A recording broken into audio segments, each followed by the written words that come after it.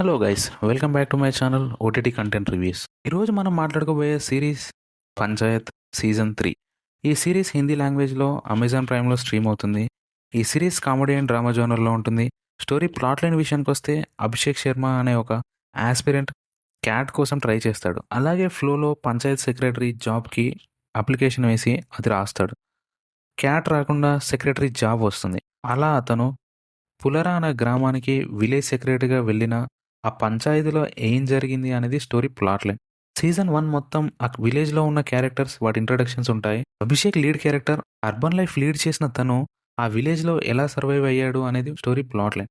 Season 1లో village sarpanch, ఉప సర్పంచ్ అందరికీ లీడ్ యాక్టర్కి క్లాషెస్ ఉంటాయి. ఫన్ అయితే చాలా బాగుంటుంది. సీజన్ 2 అభిషేక్ ఊరి వాళ్ళతో ఇన్వాల్వ్ అయ్యాక అక్కడ పాలిటిక్స్ డ్రామా ఎలా రన్ అయ్యింది అనే పాయింట్ చుట్టూ మరియు అభిషేక్ సర్పంచ్ కూతురు రింకీతో లవ్లో పడటం చూడొచ్చు.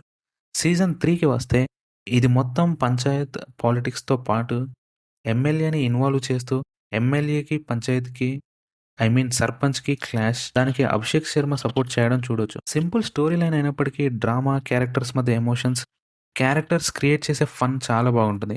నాకైతే 3 సీజన్స్ నచ్చాయి.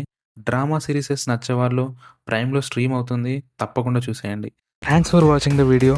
Don't forget to like, share and subscribe to OTT content reviews.